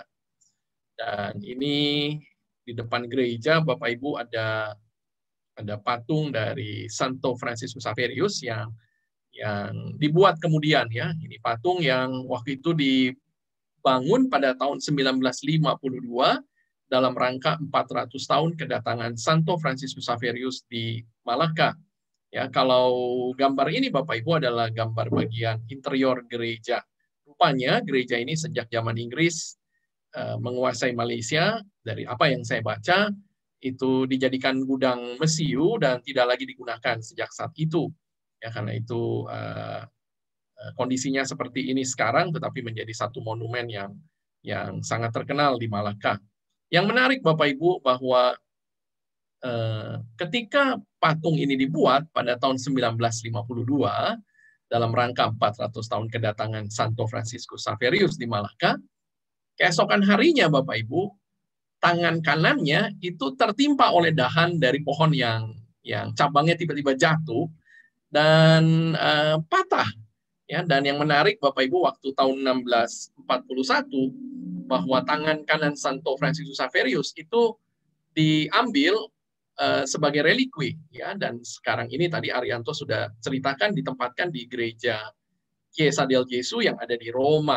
Jadi Bapak Ibu bagi yang datang ke Roma boleh berkunjung ke Chiesa del Gesù. Di sana adalah pusat dari Ordo Yesuit, di mana di sana ada tempat tinggal dari Santo Ignatius de Loyola, ada kamar di mana dia juga meninggal. Kita sudah pernah ceritakan hal itu di dalam virtual pilgrimage kita waktu itu mengenai Santo Ignatius Loyola. Ya, sekarang kita bercerita mengenai seorang Yesuit yang lain, yaitu Franciscus Xaverius. Jadi satu kisah yang menarik Bapak Ibu bahwa tangannya yang bagian kanan kemudian juga patah, tertimpa dahan pohon, seperti juga aslinya jenazah yang ada di Goa India sekarang ini, itu juga tidak ada lagi tangan kanannya karena diambil sebagai relikwi yang disimpan di Roma. Oke, sedikit saya ingin sharing dari perjalanan ziarah di India. Ya, waktu itu kita berziarah 2 rombongan, Bapak Ibu, dan saya kira beberapa dari yang ikut juga datang malam hari ini di dalam virtual. Selamat datang dan kita mengingat sedikit perjalanan ziarah kita ke India. Ya, kita bisa lihat Bapak Ibu bahwa di Goa sendiri, ya, Goa itu letaknya ada di sebelah selatan dari kota Mumbai. Jadi waktu itu kita terbang dari Jakarta ke Mumbai naik Singapore Airlines. Ya, saya kira cukup nyaman rute penerbangannya. Kita terbang Jakarta Singapura, kemudian ke Mumbai atau ke Bombay. Kemudian kita bermalam di Bombay saat itu dan keesokan harinya kita masih sempat tur di Bombay sebelum kemudian kita terbang ke Goa. Ya, jadi kita naik pesawat lagi, kita terbang ke Goa dan kita kemudian bermalam untuk beberapa malam di Goa untuk acara yang tentunya utama dari perjalanan ziarah kita. Ya, jadi Goa kurang lebih letaknya ada di sini ya, Bapak Ibu. Nah, Goa sendiri itu tadi sudah saya sampaikan bahwa kenapa boleh dikatakan di seluruh India semua mayoritas beragama Hindu, tetapi ada satu daerah atau negara bagian, boleh dikatakan demikian, yang beragama mayoritas Katolik, yaitu Goa. Jadi karena mereka ini bahkan sampai tahun 1961 masih ada di dalam atau di bawah kekuasaan dari negara Portugal, ya, karena itu peninggalan Portugal, budaya Portugal atau budaya Portugis sangat kental di Goa ini karena 450 tahun sejak tahun 1510 mereka ada di bawah kekuasaan Portugal. Ya, kita lihat Bapak Ibu di peta ini, saya coba ambil dari Google Map, ya, lokasi utama dari kunjungan ziarah kita di Goa, yaitu gereja Bom Jesus. Ya, Bom ini kalau Bapak Ibu mungkin pernah ke Portugal dan ketika mengucapkan selamat pagi kita bilang bon dia, ya. Bon itu artinya adalah baik, Yesus yang baik. Ya, dan disinilah disimpan jenazah yang masih utuh dari Santo Franciscus Xaverius. Lokasinya di dekat satu sungai yang besar namanya Sungai Mandovi, ya. Nah, waktu itu Bapak Ibu di dalam rangka eksposisi ya. Jadi selama kurang lebih 44 hari atau 45 hari jenazahnya dipindahkan dari gereja Bon Jesus ini ke C Katedral, ya. Jadi kalau ini kita lihat, ini adalah Basilika Bon Jesus yang ada di Goa, ya. Basilika Bon Jesus, Bapak Ibu, ini adalah basilika minor pertama di India dan mulai dibangun tahun 1594, selesai pada tahun 1605. Ya, jadi gereja yang sangat tua, yang sudah lebih dari 400 tahun umurnya. Ya, ini adalah tampak gereja dari samping, dan waktu itu ramai sekali Bapak Ibu karena di dalam eksposisi yang terakhir tahun 2014 itu total selama 44 hari ada 4 juta peziarah yang datang untuk berziarah melihat jenazahnya Santo Fransiskus Xaverius. Ya, jadi kita bisa bayangkan 44 hari ada 4 juta peziarah yang datang. Ya, ini kita masuk ke dalam dan kita lihat peti dari perak yang tadi Arianto sudah sampaikan yang digunakan untuk menyimpan jenazah Santo Fransiskus Xaverius. Ya, waktu kita datang ke sana Bapak Ibu, ya, jenazahnya tidak ada di sini ya, karena dipindahkan ke Katedral C yang sebentar saya akan juga berikan bagaimana bentuknya kepada Bapak Ibu semua. Nah, ini adalah jenazah Santo Fransiskus Xaverius. Kita lihat tangan kanannya tidak ada ya Bapak Ibu, jadi ada tangan kirinya dan masih utuh. Ya, masih utuh. Ini juga satu mukjizat tentunya bahwa setelah lebih dari 400 tahun jenazahnya 500 tahun bahkan ya jenazahnya masih utuh. Ya, masih ada dagingnya walaupun tentunya kita jangan membayangkan jenazahnya seperti jenazahnya Santa Bernadette yang ada di Nevers ya, pasti tentunya sangat-sangat berbeda, tetapi ya, gereja tetap menganggap bahwa jenazah ini adalah jenazah yang incorruptible atau masih utuh. Ya, ini bagian dalamnya Bapak Ibu, ada patung Santo Fransiskus Xaverius dan ini adalah tadi ya peti dari silver yang digunakan untuk menyimpan jenazah Santo Fransiskus Xaverius. Nah, waktu itu kita sempat merayakan misa, ya, jadi rombongan kita ini bersama-sama misa dengan umat Katolik setempat ya, dan romo kita waktu itu juga ikut untuk menjadi konselebran di dalam misa tersebut. Ya, ini pengalaman yang indah Bapak Ibu, saya kira sangat unik dari apa yang pernah saya alami di dalam seluruh perjalanan ziarah saya ya. Jadi eksposisi waktu itu dari tanggal 22 November 2014 sampai 4 Januari 2015. Selama 44 atau 45 hari. Dan eksposisi ini Bapak Ibu sudah dilakukan sejak tahun 1964. Jadi 1964, 74, 84, 94, 2004, 2014 dan rencananya Bapak Ibu 2000 bukan 24. Ya, jadi dari apa yang saya baca ya moga-moga tidak terpengaruh oleh pandemi ya. Jadi rencananya Bapak Ibu, eksposisi yang berikut tidak di 2024, tetapi di 2022, sebetulnya di tahun depan. Kenapa? Karena tahun 2022 itu memperingati 400 tahun kanonisasi Santo Fransiskus Xaverius. Jadi tahun depan itu genap 400 tahun kanonisasi Santo Fransiskus Xaverius. Dan pasti akan dilakukan di akhir tahun, seperti tahun 2014 yang lalu. Karena mereka selalu menempatkan tanggal 3 Desember sebagai perayaan utama Santo Fransiskus Xaverius di antara dari eksposisi ini. Ya, jadi ini kita lihat pintu gerbang untuk menuju ke C Katedral.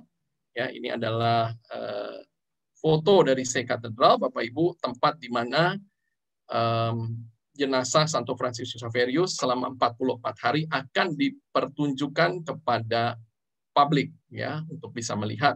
Karena kalau di Katedral Bon Jesus kita nggak bisa lihat jelas karena ada di atas. C Katedral Bapak Ibu ini dibangun mulai tahun 1619 dan diresmikan pada tahun 1640. Jadi gereja ini besar sekali, panjangnya 76 meter dan lebarnya 55 meter dan gereja ini didedikasikan untuk Santa Katarina dari Alexandria. Ya, ini foto rombongan kami waktu itu, Bapak Ibu. Ya, kita bersiara waktu itu dari 29 November sampai 8 Desember 2014.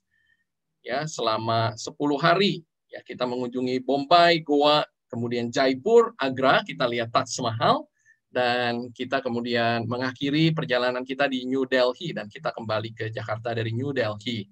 Ya, ada 2 rombongan Bapak Ibu. Yang pertama bersama Romo Agustinus Purwantoro SY, ya, Romo Ipung, dan yang kedua bersama Romo Wijatmoko, ya, ini dari Gereja Duren Sawit, ya. Ini rombongan yang waktu itu berjalan 2 rombongan bersama-sama persis, ya Bapak Ibu. Jadi hanya busnya saja yang beda, ya, tetapi rombongannya kita semua berjalan bersama. Dan ini saya bersama Pak Anton Supit yang sebentar juga akan sharing pengalaman perjalanan siarahnya waktu itu ke India, dan bersama Romo Ipung, ya.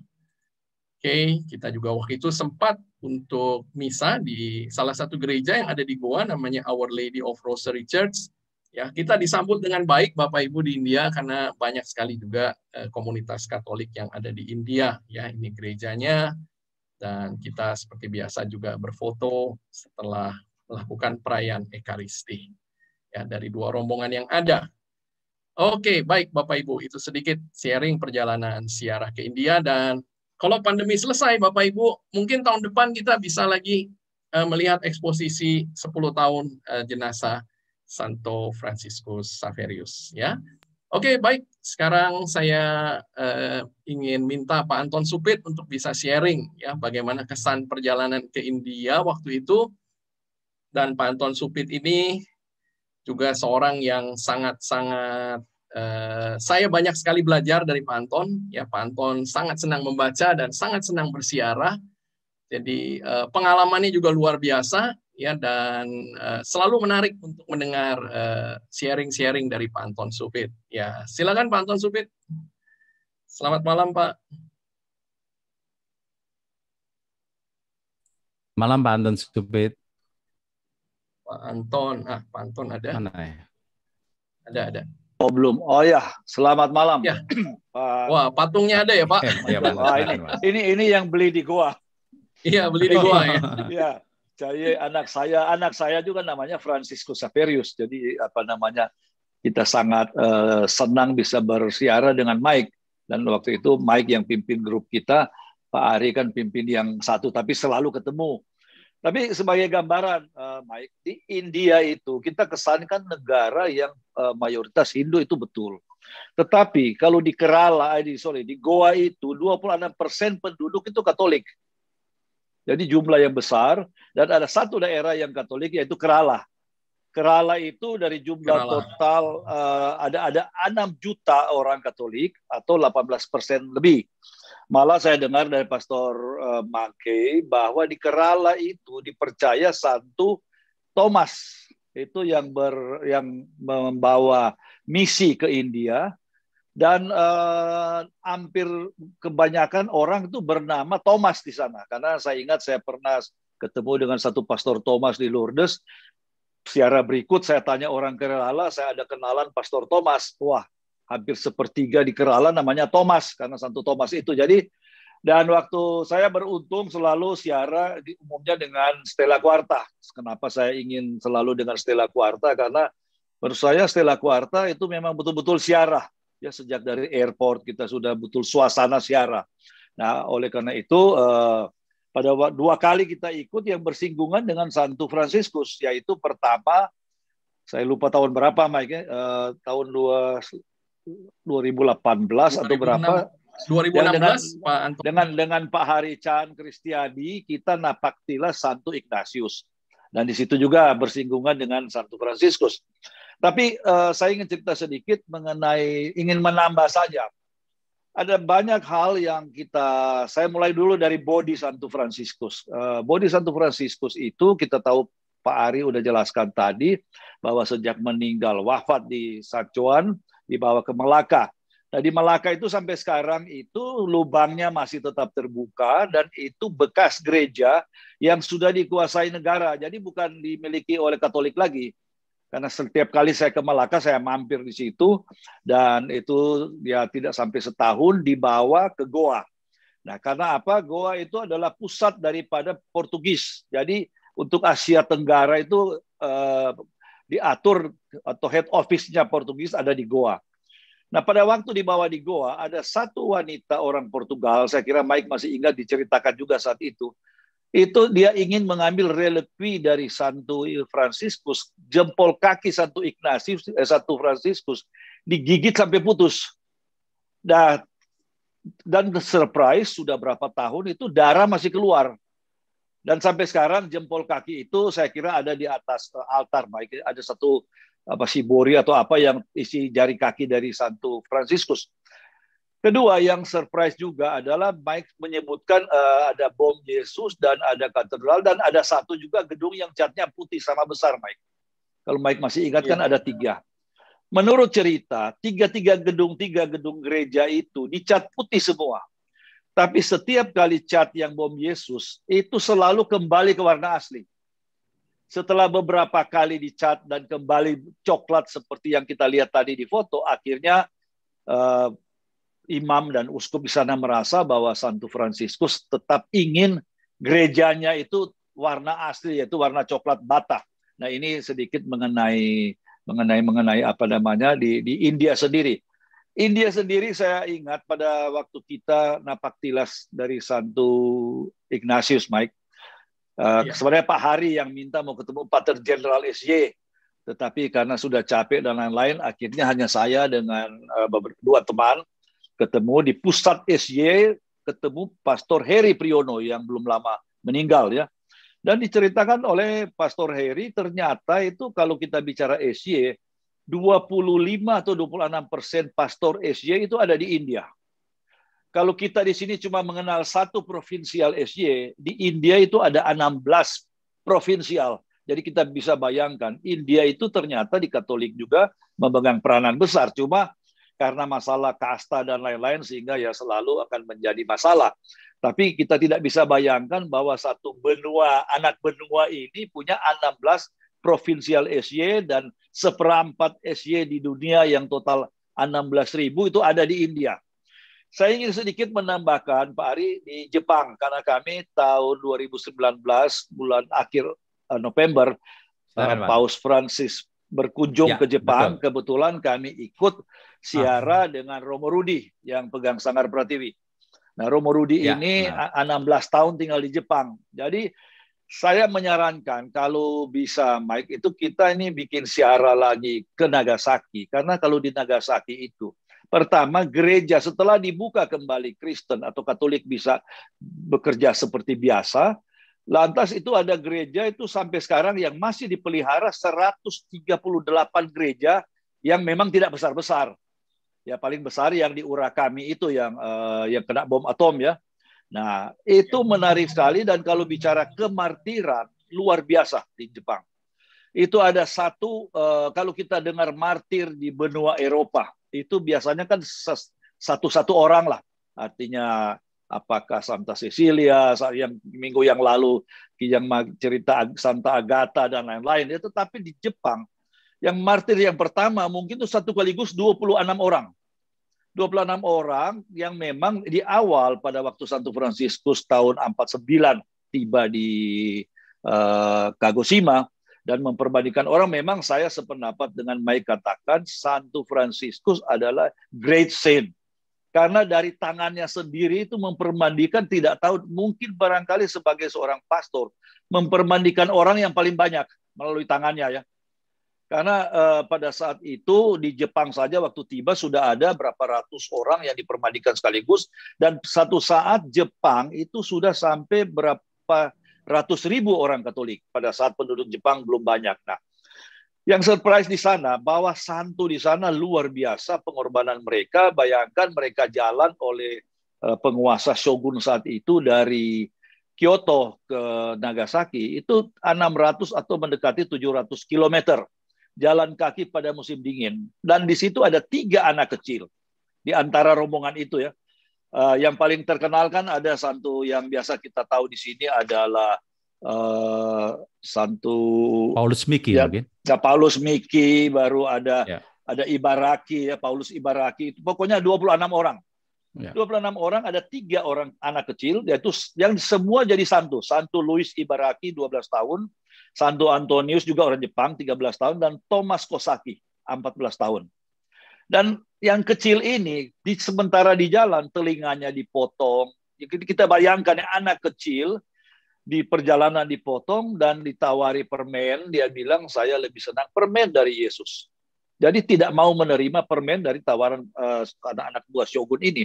Dan mereka itu betul-betul kalau kita datang ke gereja di Nagasaki itu memang ada patung-patung mereka yang tergantung di situ. Juga bagaimana penyiksaan, bayangkan ada karena beragama Katolik. Nah, karena beragama Katolik, lantas itu dihukum berbulan-bulan berdiri dalam satu ruangan kecil diisi 200 orang. Kami kunjungi juga tempatnya itu. Jadi kita bayangkan berdiri terus selama berhari-hari, dan ada yang sudah mati, dan ya betul-betul ya kita bayangkan berdiri saja 1,5 jam mati, apalagi kalau sudah berhari-hari atau berminggu-minggu. Nah, tapi yang jadi persoalan, memang pada waktu Santo Fransiskus datang, kalau memang bisa dijual buku ini, Mike, The Silence ya, karena ini dikasih oleh Pastor Rudianto. Santo Fransiskus waktu tiba itu sangat terpesona dengan orang-orang Jepang. Dan apa itu disebutkan pembawa sukacita di hatinya. Dia bilang ini bahwa betul orang yang dijumpai sana adalah yang terbaik yang telah kami temukan, dan rasanya tidak pernah ada bangsa lain yang menandingi bangsa Jepang. Tapi jadi pertanyaan, kenapa yang martir begitu banyak? Martir di sana saya kira bukan cuma 20 orang, itu ratusan martir yang diakui ya. Karena itulah yang pada kita lihat di film dan di dalam buku ini, disebutkan ada dialog dengan satu penguasa Jepang, dengan satu pastor, dia mengatakan Anda ini dikalahkan oleh rawa-rawa. Jadi rawa-rawa itu kita tahu bahwa rumput kalau di rawa-rawa itu tidak berakar. Nah, memang setelah diceritakan bahwa Jepang ini adatnya kuat. Kalau dia menjadi Katolik, itu tidak bisa dikuburkan dalam kubur keluarga. Nah, sehingga itulah yang jadi hidden Christian. Ada hidden Christian yang memang betul-betul kembali ke kita, tapi ada yang dia sembahyang seperti kita, tetapi dia yang kita ketemu juga dengan hidden Christian yang memang ada istilah Jepangnya, tapi tinggal 500 orang. Yang lain kan hidden Christian itu keturunannya kembali ke kita. Itu mereka percaya Yesus, sembahyang seperti kita, tapi tidak seperti yang kita yakini.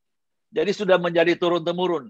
Dan disitulah mereka menyamar sebagai agama Buddha, jadi ada altar Buddha, tapi sembahyang ke Tuhan Yesus, Perawan Maria, dan lain-lain. Jadi saya kira ini sedikit tambahan, dan yang terakhir bahwa goa itu ini tadinya yang saya dengar ya, jenazah dari Santo Fransiskus diminta oleh Roma. Saya tidak tahu apa paus atau mungkin pimpinan SJ, tetapi umat dan masyarakat Goa tidak tidak mau jenazah itu dipindahkan. Karena apa? Santo Fransiskus dianggap menjadi pelindung Goa. Dan sampai waktu kita berkunjung ya Pak Ari dengan Mike, itu diceritakan bahwa, dan kita lihat sendiri, itu kalau sudah mendekati tanggal 3, tidak peduli Hindu, Islam, Katolik, atau apa saja, mereka tidur di koridor, di dekat-dekat situ. Kita kan lewat di ganggang, itu hanya untuk mengikuti upacara tanggal 3. Jadi memang saya kira ziarah ke Santo Fransiskus itu betul-betul akan membawa semangat kepada kita bagaimana perjuangan Santo Fransiskus yang betul Ari bilang tadi, sejak keluar dari Roma tidak pernah kembali dan tidak pernah ketemu lagi dengan Santo Ignatius karena memang meninggal sebelum masuk China. Dan saya kira ini dan khususnya Jepang.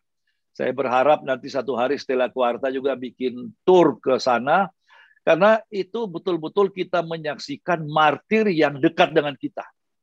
Kalau di Eropa itu kita tahu itu martir, kita juga tergugah, tetapi kalau kita melihat di Jepang, sisa-sisanya masih ada. Jadi betul-betul masih terasa dan memang peranan SY sangat hebat di sana. Sofia University, kami ingat di satu acara, mantan rektor Sofia University datang, kebetulan ini pertemuan tertutup. Dan agama Katolik di Jepang, kalau tidak salah tinggal 0,5% dari jumlah penduduk Jepang, tidak banyak. Tetapi dengan adanya Sophia University, pendapat atau katakan alam berpikir Katolik itu bisa memberikan pengaruh yang cukup besar terhadap orang-orang Jepang.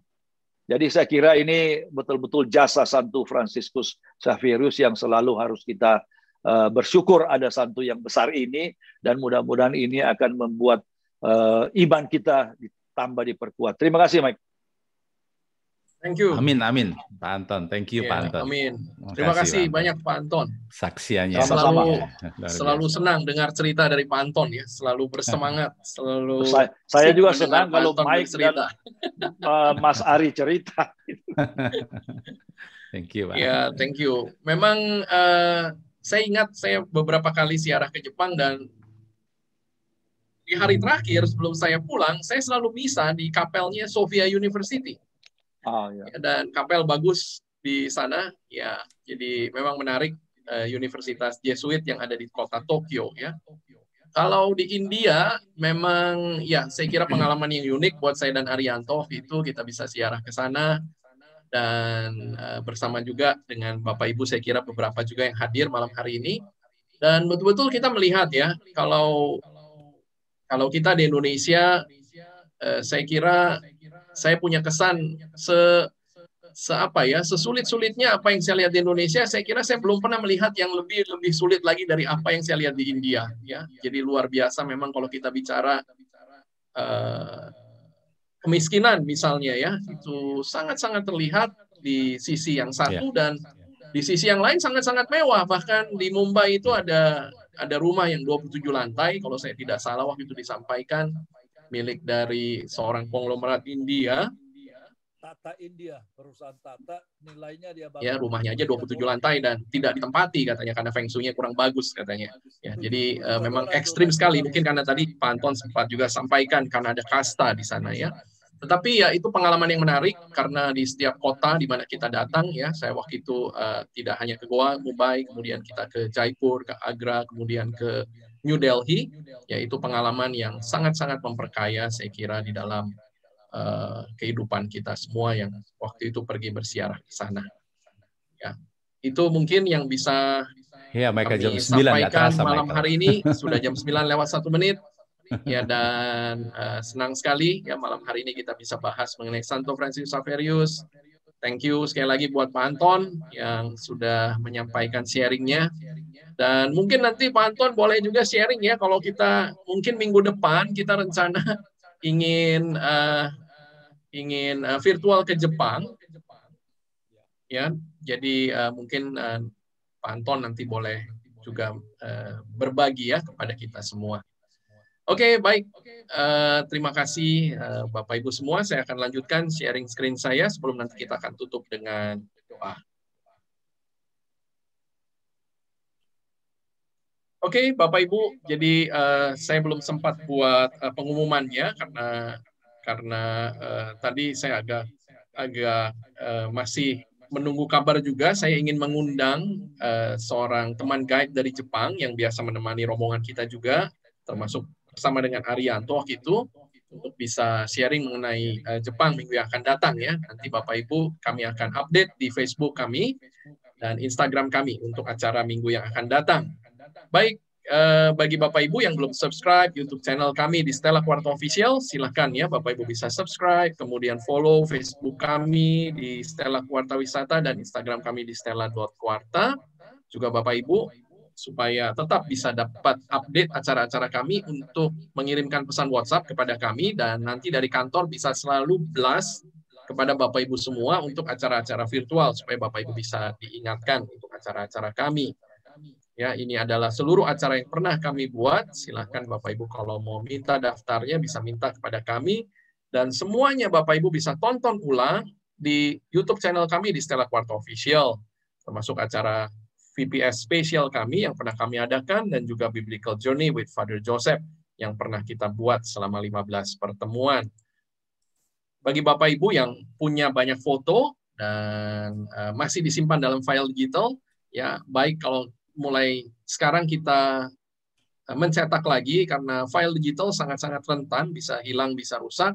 Dan artinya kalau sampai hilang, momen-momen yang indah dari kehidupan Bapak Ibu juga ikut hilang.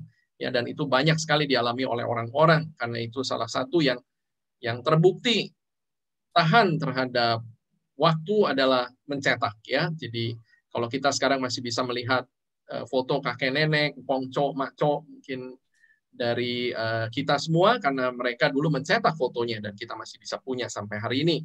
Ya. Bapak Ibu bisa klik di photobook.id dan bisa membuat album di sana. Oke, Bapak Ibu bagi yang ingin melihat barang-barang rohani bisa juga klik di catholicsouvenirs.com. Terima kasih Bapak Ibu untuk kehadiran malam hari ini. Kita akan tutup acara kita dengan doa. Silakan Arianto. Ya, mohon maaf kalau mungkin ada pertanyaan-pertanyaan ya, karena waktu juga. Tapi intinya kalau ke Jepang kita biasa juga ke Akita ya. Kalau soal biaya, iya, memang saat ini Jepang masih agak mahal, tapi pasti nanti diupdate lagi karena semuanya harus disesuaikan dengan waktu dan kita menunggu. Mudah-mudahan pandemik ini bisa segera selesai lah ya. Kita berharap banyak supaya pariwisata ini menggeliat kembali karena praktis kami juga di rumah ya karena pariwisata masih belum bergerak, kita masih menunggu meredanya wabah ini dan juga vaksin-vaksin ya. Sementara ini memang di beberapa tempat sudah mulai agak sedikit longgar di Paris, di Jerman, di Eropa ya sudah mulai agak longgar juga. Ya mudah-mudahan lah nanti tahun depan mungkin ya, kemudian Desember sudah bisa atau tahun depan kita sudah bisa bersiarah kembali. Ya. Baik, mari kita tutup dengan doa bersama sebelum kita selesai. Dalam nama Bapa dan Putra dan Roh Kudus. Amin. Tuhan, kami kembali ingin bersyukur dan berterima kasih untuk acara malam hari ini. Kami banyak belajar dari seorang santo yang luar biasa, misioner. Semoga doa Santo Fransiskus Xaverius juga ada di tengah-tengah kami, sehingga kami pun berani untuk menjadi saksi Kristus dimanapun kami berada. Akhirnya kami ingin mohon berkat-Mu ya Tuhan malam hari ini. Semoga kami dapat beristirahat dengan nyenyak dan esok pagi boleh bangun dengan kesegaran yang baru, siap kembali untuk Kau utus kemana kami pergi. Kemuliaan kepada Allah Bapa dan Putra dan Roh Kudus, seperti pada permulaan sekarang selalu dan sepanjang segala abad. Amin. Dalam nama Bapa dan Putra dan Roh Kudus. Amin. Amin. Terima kasih Michael, Bapak Ibu you, sekalian, Arianto, Suster Bapak Ibu. Romo. Terima kasih. Pak Anton, terima kasih. Boleh ketemu lagi minggu depan. Thank you, Ibu. Pak Terima kasih Sumanto, banyak, terima Pak kasih. Sumanto. Thank you. Terima kasih Pak Michael. Terima kasih. Terima kasih kesetiaannya, Ibu, Bapak. Terima kasih. Thank you. Terima kasih Pak Ari, Pak Halo, Bu Michael. Wahyu. Ibu. Ya, terima Wahyu. kasih. Apa kabar, Ibu? Baik Pak, Baik, lama ya. tidak jumpa. Iya, lama tidak kelihatan. Iya, Iya. Pak Arianto. Thank you, Pak Anton. Thank you, Pak Anton. Sampai ketemu ke depan, Thank Pak you, Pak. Anton. Ya, Jepang. terima kasih. Terima kasih Tuhan. Pamit ya. Terima kasih, Terima Ibu kasih, Bapak Ibu Caroline. semua. Thank you, Sister. Thank you, Sister. Terima kasih. Ya, terima Terima kasih, kasih. Sister. Selamat Thank you. malam. Malam, istirahat. Terima kasih, Sister Suster. Francisca. Ya, Ya Pak, selamat malam. malam. Iya. Oke, ini ya. Oh, Ibu Ana ada tanya ini ya, Ri. Kabar Romo-Romo Yesuit di Goa ya, akibat pandemi. Ya, Oh ya, kita belum dapat update ya, Meg ya. iya, iya. Ya, tetapi sepertinya India sudah mulai bisa mengatasi ya. Iya, Jadi, mereda juga. perlahan, Ya. ya mereda juga ya. Semoga ya, kita doakan semoga semua segera pulih, semua segera sehat. Ya.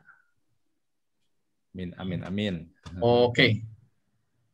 Oke, baik Bapak Ibu, saya izin untuk mengakhiri meeting malam hari ini. Sekali lagi terima kasih buat semua. Thank you Arianto Bye. sudah Thank you Michael semua. sharing malam hari ini. Oke, Bye. bye-bye. Terima kasih. Pak Michael. Bye, malam. Terima kasih. Malam.